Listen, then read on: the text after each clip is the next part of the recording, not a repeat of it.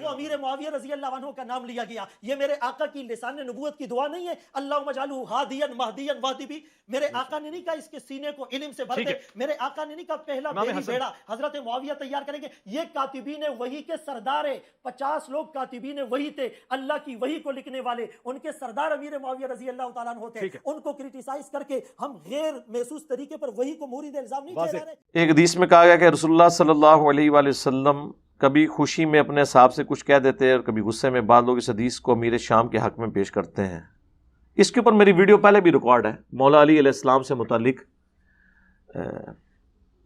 5 جھوٹ, یہ ابو داؤد میں حضرت سلمان فارسی سے یہ روایت ہے, تو اس کا میں نے پورا انالیسس کیا کہ یہ اس طریقے سے ایسا نہیں ہے, ورنہ تو مسند احمد میں حدیث ہے, سنن ابی داؤد میں حدیث ہے. حضرت عبداللہ بن عمر بن عاص کہتے ہیں کہ میں نبی صلی اللہ علیہ وآلہ وسلم کی مجلس میں جو کچھ آپ سے سنتا لکھ لیا کرتا تھا. یہی وجہ ہے, صحیح بخاری میں حدیث ہے, حضرت ابو ہریرہ کہتے ہیں مجھ سے زیادہ اگر کسی کو حدیثیں آتی ہیں تو عبداللہ بن عمر بن عاص کو, کیونکہ میں زبانی یاد رکھتا ہوں اور وہ لکھتے ہیں. اور ابو داؤد اور مسند احمد میں ہے کہ وہ کہتے ہیں میں ہر حدیث لکھ لیتا تھا. تو بعض اصحاب نے کہا کہ نبی علیہ السلام کبھی غصے کی حالت میں ہوتے ہیں, تو انسانی یعنی ایک فطرت کے ناطے ہو سکتا ہے آپ کی مبارک زبان سے ایسے الفاظ بھی نکلتے ہوں جو یعنی وہ اس طرح دین نہ ہو. تو کہتے ہیں میں نے لکھنا چھوڑ دیا. تو کچھ دنوں کے بعد نبی علیہ السلام نے کہا تم حدیثیں کیوں نہیں لکھتے ہو؟ تو آپ نے عرض کیا کہ اس طرح مجھے لوگوں نے منع کیا تھا. آپ نے اپنی مبارک زبان پکڑ کے فرمایا اس زبان سے حق کے سوا کچھ نہیں نکلتا. یہ وہ حدیث ہے جو اہل حدیث کے ہر ممبر سے بیان ہوتی تھی, کیونکہ وہ حدیث اہل حدیث اپنے آپ کو کہتے تھے نا. فقہ حنفی کا رد کرنے کے لیے نبی علیہ السلام کو امام بنا کے پیش کرتے تھے, بڑا اچھا کام ہے. لیکن جب سے امیر شام معاویہ ابن ابی سفیان رضی اللہ تعالیٰ عنہ کا مسئلہ کھڑا ہوا ہے, اب وہ یہ روایتیں ڈھونڈتے ہیں کہ حضور غصے کی حالت میں کچھ بھی کہہ سکتے ہیں. کیا یہ اہل حدیث کا عقیدہ تو چھوڑ دیں, کیا کسی عام مسلمان کا بھی یہ عقیدہ ہے کہ نبی علیہ السلام اپنی مبارک زبان سے کوئی ایسی بات کریں گے جو دیکھ لیں ایک شخص کو بچانے کے پیچھے, وہ مولانا ساگ صاحب والی بات ہے, ایک بندے نو بچانے پیچھے قرآن و حدیث نو انہوں نے تختہ مشق بنا دیتا ہے. یعنی میں اس سے ہٹ کے ایک چھوٹی سی مثال کہ جس طرح کے بنی اسرائیل کو بچھڑے کی محبت پلا دی گئی تھی, ان کو پھر کچھ نظر نہیں آیا, ان کا پیغمبر بھی کوئی طور پہ گیا نا, تو 70,000 صحابہ جو ہیں وہ مرتد ہو گئے بچھڑے کو خدا بنا کے, پیغمبر کی موجودگی میں فوت نہیں ہوئے تھے. ایسی بچڑے کی محبت. ادھر جو ہے اب یہ نہ ہو کہ جی میں نے وہ بچڑے سے کمپیئر کروا دیا, ظاہر آپ کو ایک ایگزامپل کے طور پہ ایک بات کی جاتی ہے. حضور نے بھی ایسی بات کی ہے, مسند احمد میں حدیث ہے اللہم لا تجعل قبری وثنا یعبد, اے اللہ میری قبر کو وہ بت نہ بننے دینا کہ لوگ اس کی پوجا کریں. اب حضور نے اپنی قبر کو بت سے تشبیہ دی ہے, تو اس کا یہ مطلب نہیں کہ ہم حضور کی قبر کو بت سمجھتے ہیں, نبی علیہ السلام کو بت سمجھتے ہیں. تو یہ میں نے بچھڑے والی مثال بیان کی. یہاں پہ بھی بنو امیہ کے چاہنے والے خام خواہ ایک بندے کے پیچھے اس طرح کی باتیں کرتے ہیں, تو یہ کرنے کی ضرورت نہیں ہے. نبی علیہ السلام کی مبارک زبان سے جو کچھ نکلتا تھا, جب تک کہ آپ اس کی کوئی خود سے ریمیڈی نہ فرما دیں کسی معاملے میں, آپ کو کوئی حق نہیں پہنچتا کہ آپ یہ بات کریں. اور رہ گیا جس بندے کے آپ بچانے کے لیے کر رہے ہیں اس کے بارے میں, تو یہ حدیثیں جو ہیں وہ تو علامات النبوہ والے چیپٹر میں ہیں, بخاری مسلم دونوں میں موجود ہے کہ حضرت اکرمہ تابعی کہتے ہیں کہ مجھے عبداللہ ابن عباس نے اپنے بیٹے علی ابن عبداللہ بن عباس کے ساتھ بھیجا اور کہا کہ تم دونوں جاؤ اور ابو سعید خدری سے جا کے ان کی حدیث سنو. اور ہم جب ابو سعید خدری کے پاس آئے, یہ بخاری میں بھی ہے حدیث مسلم میں بھی, تو وہ اپنے باغ کو پانی لگا رہے تھے, تو پھر ایک جگہ آ کے بیٹھ گئے اور ہم نے کہا کہ ہم آپ کے پاس آپ کی حدیث سننے آئے ہیں. تو ابو سعید خدری تو ان 7 صحابہ میں سے ہیں جنہوں نے سب سے زیادہ احادیث روایت کی ہیں. حضرت ابو ہریرہ, حضرت عبداللہ ابن عمر, سیدہ عائشہ, انس ابن مالک, عبداللہ بن عباس, جابر بن عبداللہ اور ابو سعید خدری. یہ 7 صحابہ ہیں جنہوں نے زیادہ حدیث روایت کی ہیں. تو ان کو تو اتنی حدیثیں آتی تھی. انہوں نے کہا سنو, مسجد نبوی کی تعمیر کے موقع پر باقی اصحاب ایک ایک پتھر اٹھا کے لا رہے تھے, اور حضرت عمار ابن یاسر نے 2 پتھر اٹھائے ہوئے تھے. نبی علیہ السلام نے اپنے مبارک ہاتھوں سے داڑھی سے مٹی جھاڑی اور کہا وائے عمار، تجھے ایک باغی جماعت قتل کرے گی، تو انہیں اللہ اور جنت کی طرف بلائے گا، وہ جماعت تجھے جہنم کی طرف بلا رہی ہوگی۔ یہ بخاری میں بھی حدیث ہے، مسلم میں بھی 2812 بخاری کی، 447 بھی بخاری میں، مسلم میں 7320 7321 7322 ام سلمہ سے روایت ہے، خود امیر شام معاویہ بن ابی سفیان سے روایت ہے، عمر بن عاص سے روایت ہے، عبداللہ بن عمر بن عاص سے روایت ہے، ابو سعید خدری نے وہ حدیث بیان کی۔ تو اب یہی وہ حدیثیں جو ان کو چبھتی ہیں اور یہ کہتے ہیں کہ جی وہ نبی الاسلام مبارک زبان سے ایسے ہی نکل گیا، نعوذ باللہ۔ کیا آپ کو ملنا ہے میرے بھائی؟ اللہ کے نبی پہ آپ ایمان لے کر آئے ہیں، تو آپ خام خواہ شیعہ کی ٹسل کے اندر آ کے ان تعلیمات کو تو نہ اس طرح ٹھکرانے کی کوشش کریں۔ ہم تو آپ کو صرف سمجھا سکتے ہیں۔ تو میں نے اس کے اوپر بہت پہلے یہ گفتگو کر دی تھی کہ یہ وہ حدیثیں ہیں جو صحابہ کرام بیان کیا کرتے تھے، تو یہ تو کسی کا عقیدہ نہیں ہے۔ رہا سلمان فارسی کا وہ کہنا، انہوں نے حذیفہ ابن یمان کو ڈانٹا تھا، ابو داؤد میں حدیث ہے، وہ جب لوگوں کے بارے میں روایتیں بیان اس طرح کی کرتے تھے، لیکن اس میں نہیں بتایا کہ کون سی روایت بیان کرتے تھے، وہ جنرل ہے۔ تو انہوں نے کہا نبی الاسلام بعض اوقات کسی کو غصے کی حالت میں کبھی ڈانٹ دیتے تھے، تو تم اس طرح کی باتیں نہ کیا کرو، لوگوں کے دلوں میں ایسی بات ہے۔ وہ تو بات بالکل ٹھیک ہے، بشری تقاضے کے طور پر نبی الاسلام کا کسی کو ڈانٹ دینا، آپ نے تو اپنی بیویوں کو بھی ڈانٹا ہے، ٹھیک ہے۔ سیدنا علی رضی اللہ تعالیٰ عنہ کی بھی ایک بات پہ نبی الاسلام نے ناراضگی کا اظہار فرمایا، جو صحیح بخاری میں آتا ہے، جب وہ تہجد کے وقت اٹھانے کے لیے گئے تو حضرت علی نے کہا کہ اللہ ہی ہمیں اٹھاتا ہے، اللہ ہی سلاتا ہے۔ تو نبی علیہ السلام وہاں سے اٹھے، اب ظاہر فرض نماز کا تو نہیں تھا، نفلی نماز تھی۔ نبی علیہ السلام وہاں سے جاتے ہوئے اپنے زانوں پہ ہاتھ مارا اور کہا کہ انسان بڑا جھگڑالو ہے۔ تو بعض اوقات نبی علیہ السلام اپنی اس چیز کا اظہار کر دیا کرتے تھے، یہ بشری تقاضے ہوتے ہیں، ٹھیک ہے۔ لیکن جو چیز پروفیسی کے طور پہ، پریڈکشن کے طور پہ، یا غیبی خبر کے طور پر، پیش گوئی کے طور پہ چیزیں بیان ہوئی ہیں، ان کو تو آپ نہیں کہیں گے کہ جی وہ بھی آپ نے کسی یعنی واقعے کے اوپر آپ نے اس وقت وقتی کومنٹس کر دی ہیں۔ یہ وقتی کومنٹس تو نہیں ہے کہ عمار کو باغی جماعت قتل کرے گی، عمار انہیں اللہ اور جنت کی طرف بلائے گا، وہ جماعت جہنم کی طرف بلائے گی۔ یہ تو آپ کے سامنے کوئی واقعہ ہوا ہی نہیں ہے، یہ تو آپ کی وفات کے 30 سال کے بعد جنگ صفین میں یہ واقعہ ہوا ہے، اور مسند احمد میں اوپر تلے احادیث ہیں۔ ابو الغادیہ ایک اصحاب شجرہ میں سے تھے، بیت رضوان کے صحابی، انہوں نے قتل کیا، پوری زندگی روتے تھے کہ مار کے قاتل اور مال لوٹنے کے بارے میں جہنم کی وعید ہے، وہ رویا کرتے تھے۔ لیکن اب یہ باتیں کیوں یہی بیان کریں گے؟ پھر تو لوگ پوچھیں گے کہ کس رضی اللہ عنہ نے، کس رضی اللہ عنہ کے کہنے پر عمار رضی اللہ عنہ کو شہید کیا؟ تو لوگ یہ پوچھیں گے۔ پرانے محدثین میں سے بھی ابن حجر اسقلانی نے کہا کہ نہیں، ابو الغادیہ کو فضیلت کفایت کر جائے گی مسلم شریف والی، کہ جنہوں نے درخت کے نیچے میرے ہاتھ پہ بیعت کی انشاءاللہ انہیں جہنم کی آگ نہیں چھوئے گی۔ تو شیخ البانی نے اس پہ سلسلہ احادیث صحیحہ میں رد کیا، انہوں نے کہا جنرل رول یہی ہے، لیکن جہاں پہ حکم خاص آ جائے وہاں عام فضیلت اٹھ جاتی ہے۔ حکم خاص یہی ہے کہ عمار کا قاتل اور مال لوٹنے والا جہنم کی آگ میں ہے، لہٰذا اس سے باقی فضیلت اٹھ گئی، یہ نیچرل ہے یار۔ جنرل فضیلت تو یہی ہے نا، والسابقون الاولون من المہاجرین والانصار، اور جنہوں نے احسان کے ساتھ پھر ان کی پیروی کی، مہاجرین و انصار کی، جو سبقت لے کے ایمان لانے میں، رضی اللہ عنہم ورضوا عنہ، اللہ ان سے راضی، وہ اللہ سے راضی۔ لیکن یہ فضیلت عام ہے، اسپیسیفکلی اگر کوئی شخص باغی ہو گیا تو چاہے وہ سابقون الاولون میں سے تھا، وہ جہنمی ہو گیا۔ عبید اللہ ہجرت حبشہ میں شامل ہے، ہجرت حبشہ میں چند لوگ شامل ہیں سینئر مسلمان جو سب سے پہلے مسلمان ہوئے، صحابی ام حبیبہ ام المؤمنین، حضرت معاویہ کی بہن اور ہمارے نبی کی بیوی جو بعد میں بنی، ان کا خامن تھا، حبشہ جا کے عیسائی ہو گیا، مرتد ہو کے مر گیا۔ تو وہ تو سابقون الاولون میں سے تھا، وہ کیوں مرتد ہو گیا؟ مرتے دم تک ایمان پہ قائم نہیں رہا، تو رضی اللہ عنہم وہ نہیں ہوا پھر، حالانکہ وہ سابقون الاولون میں شامل تھا۔ بخاری مسلم میں ایک کاتب وحی ہے جو نبی علیہ السلام سے، جس نے خود سورہ آل عمران پڑھی تھی اور آپ کی وحی لکھتا تھا، مرتد ہو گیا۔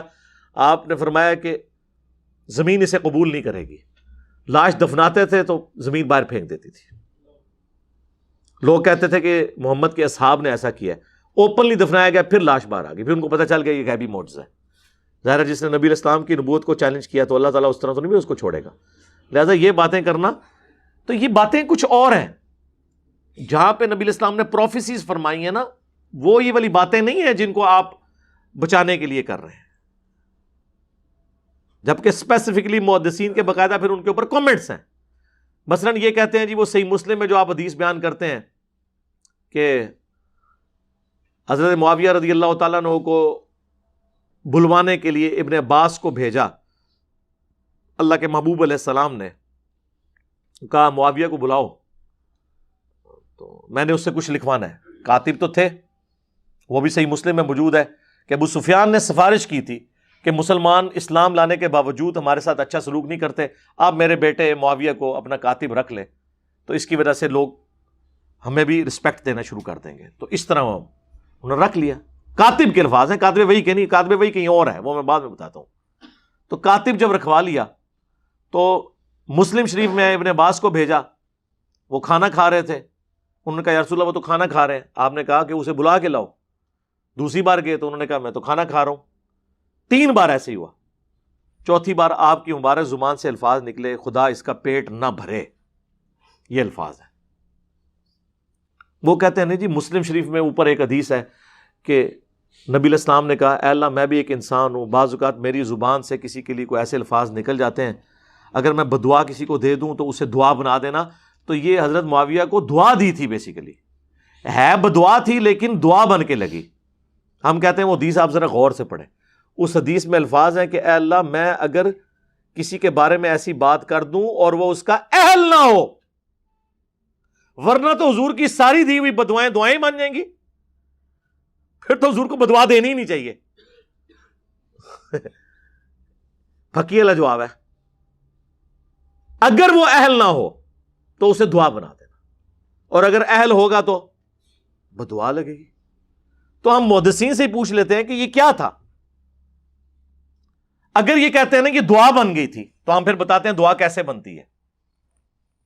اگر یہ دعا ہے نا تو صحیح بخاری میں موجود ہے، انس ابن مالک کہتے ہیں مجھے نبی علیہ السلام نے دعا دی تھی کہ تیری اولاد کثرت سے ہو، میں 100 سے زیادہ اپنی اولاد میں سے لوگ دفن کر چکا ہوں، 120 سال کی عمر میں فوت ہوئے آلموسٹ۔ تو یہ دعا نظر آ گئی نا کثرت اولاد کی، تو اتنی کثرت سے ہوئی کہ 100 زیادہ دفنائے ہیں، تو اور بچے کتنے ہوں گے؟ جبکہ چھوٹی عمر میں شادیاں ہو جاتی تھی اس وقت، اور 1 سے زیادہ لوگ شادیاں عرب کے کلچر میں کرتے تھے، تو دعا نظر آئی نا۔ اب یہاں پہ اس دعا کی اگر یہ دعا بنی ہے نا، پھر یہ ہوگا کہ حضرت معاویہ رضی اللہ تعالیٰ عنہ ایک لقمے لگاتے تھے تو ان کا پیٹ بھر جاتا تھا، یہی ہونی چاہیے نا۔ یہ خدا اس کا پیٹ نہ بھرے، اس کا الٹ کیا ہوگا کہ تھوڑا سا بھی کھا لے تو اس کا پیٹ بھر جائے، یہی ہونا چاہیے نا۔ یہ دعا تو پھر اس سے ہی بنے گی نا، ریورس بنتی ہے نا۔ کسی کا کھانے کے باوجود پیٹ نہ بھرنا، یہ تو بدعا ہی ہوگی نا، وہ ریورس ہوتا ہے اس کا۔ دعا بن گئی تو پھر تو یہ ہوگا کہ وہ تھوڑا سا کھاتے تھے ان کا پیٹ بھر جاتا تھا۔ تو جناب آپ کتاب الاوائل کھول لیں، امام ابن ابی عاصم کی کتاب، یہ پہلے 300 سال میں مسلمانوں کے بڑے محدثین میں سے ہیں، اہل سنت کے ائمہ میں سے ہیں۔ انہوں نے باقاعدہ وہ ساری روایتیں جمع کی ہیں کہ کتاب الاوائل کے جو جو کام پہلی دفعہ ہوئے اس میں انہوں نے یہ بات بھی نقل کی کہ اس امت میں سب سے پہلے جس نے بیٹھ کے خطبہ شروع کیا وہ حضرت معاویہ رضی اللہ تعالیٰ عنہ تھے، کیونکہ ان کا پیٹ بھر چکا تھا چربی کی وجہ سے، اور یہ روایت المصنف ابن ابی شیبہ میں بھی موجود ہے۔ تو پریکٹیکلی ان کا پیٹ بڑا ہو گیا تھا، وہ کھڑے ہو کے خطبہ نہیں دے سکتے تھے، کھڑے ہو کے خطبہ دینا سنت ہے جمعے کا، ان کو بیٹھ کے ممبر پہ خطبہ دینا پڑتا تھا۔ تو آپ کیا سمجھتے ہیں یہ دعا اسی طریقے سے لگی ہوئی ہے؟ اور پھر یہی حدیث دلائل النبوہ میں ہے، امام بیہقی کی کتاب میں۔ امام بیہقی نے ایک کتاب لکھی ہے 3500 احادیث پہ مشتمل، دلائل النبوہ۔ اس کتاب کے اندر انہوں نے نبی علیہ السلام کی غیبی خبریں نقل کی ہیں کہ آپ علیہ السلام نے کوئی پریڈکشن کی اور وہ اسی طریقے سے منوان پوری ہوئی۔ اس میں وہ لے کر آئے ہیں اس روایت کو کہ ابن عباس رضی اللہ تعالیٰ عنہ کو نبی علیہ السلام نے حضرت معاویہ کو بلانے کے لیے بھیجا، 3 دفعہ نہیں ہے تو 4تھی دفعہ یہ الفاظ نکلے، اور آگے راوی کے الفاظ ہیں کہ نبی علیہ السلام کی یہ دی ہوئی بد دعا، یا آپ اسے دعا کہہ لیں یا دعائے ضرر کہہ لیں، پوری ہوئی اور پوری زندگی حضرت معاویہ کا پیٹ نہیں بھرا. یہ الفاظ ہیں دلائل النبوہ میں. تو محدثین تو اسے ادھر موجود ہے، کانا یکتب الوحی، وہ وحی لکھا کرتے تھے. یہ روایت کانا یکتب الوحی مسلم میں نہیں ہے، دلائل النبوہ میں، اور وہاں سے بھی آدھی پیش کرتے ہیں کیونکہ آگے تو یہ الفاظ لکھے ہیں. تو میں نے تو کربلا والے ریسرچ پیپر میں ساری روایتیں ڈالی ہوئی ہیں. تو یہ بیان کریں پھر پوری روایت آگے کیا لکھا ہوا ہے کہ پوری زندگی ان کا پیٹ نہیں بھرا. تو وہ اسی طریقے سے اسے پھر ہم پوچھتے ہیں دلائل النبوہ میں کیا کر رہی ہے یہ حدیث؟ کوئی خبر اس میں سے نکلتی ہے نا، تو یہی خبر نکلی ہے اور کیا نکلی ہے. تو خدا کے لیے اللہ سے ڈر جائیں، جو بات جس طریقے سے ہے اس کو اسی طریقے سے قبول کریں. خام خواہ اس طرح سے آپ کسی کو ڈیفینڈ کرنے کی کوشش کریں گے تو اس کا پھر رزلٹ کوئی نہیں نکلنا، سوائے اس کے کہ مسلمانوں میں انتشار پیدا ہوگا، اپنی کتابوں سے ان کا اعتماد اٹھ جائے گا. اور آپ اس طرح کی یعنی سوالات کر کے کہ جی وہ نبی علیہ السلام کو آپ ایک بندے کو بچانے کے لیے. اور مفتی احمد یار خان نعیمی صاحب جو گجرات میں بریلویوں کے بہت بڑے مفتی تھے، انہوں نے باقاعدہ ایک کتاب لکھی امیر معاویہ رضی اللہ تعالیٰ عنہ. اس میں انہوں نے پوری کوشش کی نا، ان کی جس طرح کی اس طرح کی حدیثیں، وہ تو اس چیز کے ماسٹر ہیں. جال حق میں آپ دیکھ لیں انہوں نے عقیدوں میں کس طریقے سے کان لا کے یہاں سے یہاں تک پکڑے ہوئے ہیں. وہ قرآن میں آیا نا کہ قرآن کے ساتھ کی کو کتاب لے آؤ اور جتنے بھی جن و انس میں تمہارے مددگار ہیں انہیں بلا لو. کافروں کو اللہ نے چیلنج دیا سورۃ البقرہ میں. اس سے انہوں نے بابوں سے مدد مانگنا ثابت کی ہوئی ہے کہ اللہ تو خود کہتا ہے کہ مدد مانگو. یہ اس بندے کا انٹلیکچوئل لیول تھا. تو ظاہر ہے پھر ایسے ہی بندے کی کمپیٹنسی ہے کہ وہ حضرت امیر معاویہ رضی اللہ تعالیٰ عنہ سے متعلق باتوں کا دفاع کرتا. اس نے اس کتاب میں اس کو ڈیفینڈ کرنے کے لیے یہاں تک لکھا کہ ہو سکتا ہے ابن عباس نے جا کے حضرت معاویہ کو بتایا ہی نہ ہو کہ حضور آپ کو بلا رہے ہیں، وہ خود ہی کھانا کھاتے ہوئے دیکھ کے واپس آ گئے ہوں. تو میں اس سے کہنا اللہ سے بندے وہ تہاڈا منڈا نہیں سی ہے، حضرت عباس دا منڈا سی تے حضور دا کزن سی. فقیہ صحابی، بخاری مسلم میں آیا کہ سب سے قریب بٹھایا کرتے تھے حضرت عمر ان کو. باقی صحابہ کہتے تھے ہمارے بھی بچے ہیں، ان کا تواڈے بچے تھے، پھر اے بچے بڑا فرق ہے. حضور کی وفات کے وقت صرف 13 سال عمر تھی، لیکن بڑے بڑے صحابہ ان کے سامنے طفل مکتب تھے.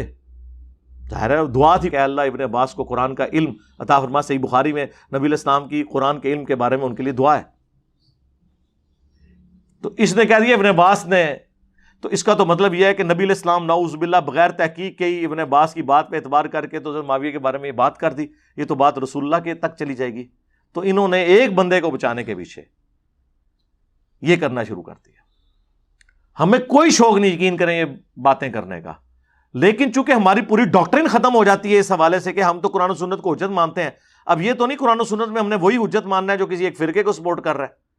سب کچھ ٹوٹیلٹی میں دین کو لے کے چلنا. صلو علی محمد و آل محمد، اللہم صلی علی محمد و علی آل محمد و اصحاب محمد اجمعین الی یوم الدین، آمین.